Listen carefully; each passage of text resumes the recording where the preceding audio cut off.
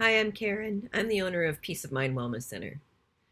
I want to have a serious conversation today about trauma and this COVID virus that we're dealing with. Um, it's affecting people pretty deeply, and I think it's important to give some hope about this situation. First thing I want you to know is I've been a trauma therapist for about 14 years, I think. I've been pretty much working with trauma victims every day during that period of time. So while I'm not an expert, I don't call myself an expert in anything, I know a lot about trauma and how to recover from it. The first thing that I want you to know is living in a lockdown situation during the middle of a pandemic is not normal.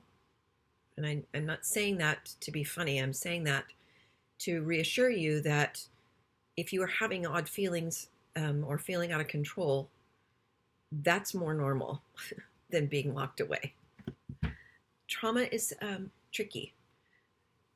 Trauma is the response that you have to a deeply disturbing event that otherwise overwhelms your ability to cope, causes you to feel helpless. It keeps you from your sense of self, your healthy, normal, solid sense of self, and it causes you to stop feeling your entire range of emotions and really focus in on things usually like fear and overwhelm and things like that.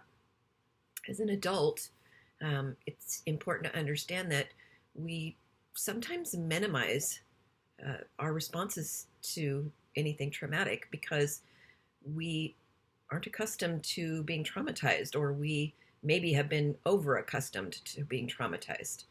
When we get traumatized, we go into shock, denial, disbelief. We can feel confusion. We can have difficulty concentrating. You can feel swimmy. You can be really cranky and irritable. You can have mood swings. You can get really tired and not know why you're tired. You can have anxiety that comes out of nowhere that you don't understand. You can have irrational fear.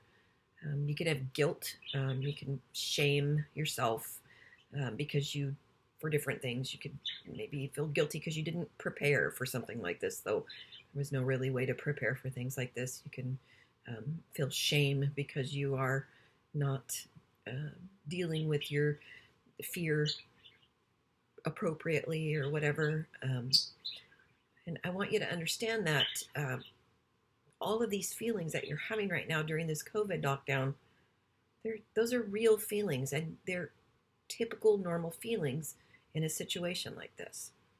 In fact, if you're not feeling overly freaked out about this situation, you may have already developed some coping mechanisms from some trauma from your history that help you to get through this. People who are accustomed to traumatic childhoods, for instance, or traumatic adulthoods, have learned coping on how to manage this stuff. It doesn't necessarily mean it's healthy. It just means that there's skills. But I don't want you to feel like not having skills is somehow your fault or a bad thing. You're likely to feel sad or hopeless. You could feel disconnected or numb. All those things are healthy during times of trauma. So what do we do about that? Well, the first thing that we have to do is we have to realize that this is a situation that is completely out of our control. That doesn't make it feel any better. That can actually cause anxiety. But if we can look at the situation and understand that we don't have any control, actually that gives us some power in the situation. In that situation, we can choose to accept what's going on or do something about the things that we actually do have control over. One of the things that I would also recommend that you do is don't make a bunch of plans. Right now, lots of people are trying to say, oh, we can come out of this greater and we can come out of this better. And all of that is true. But I don't think that I would set a plan out right now with what you're going to do when you're out of isolation, because we don't know what's coming next. We're not done dealing with the impact of this virus. We don't know what it's going to be like. We don't know what new rules are going to be out there or what new situations are going to come up for us. My recommendation is that we're kind to ourselves. If you're hungry, eat.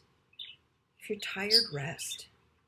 If you're confused, understand that that's a real trauma response and be gentle with yourself. A lot of people have chosen to go through their belongings and rid themselves of things they no longer need, and that's wonderful. If you are a deep cleaner and that helps you to reduce anxiety, good, use that. But know that facing your anxiety and being honest with yourself is probably the best method. Speak out loud about what's actually happening to you. You can actually say things like, wow, I'm really nervous. Wow, this is really scary to me. Wow, I wonder what's going to happen next. I think it's a good idea to reduce the amount of negative input that you have. It's watching the news and being on Facebook and Instagram with all of the negative input that may be coming through your feed is a bad idea. So I would suggest you limit yourself. Take some time to do things that are enjoyable, especially if you live alone. Don't be alone. Reach out. If you have loneliness, or you are dealing with addictions, or if you are have any other trauma history, being alone with your own thoughts might not be the best thing. If you can get on some Zoom meetings for recovery of some sort, if you can get a hold of your sponsor, for instance, if you're in recovery, contact friends.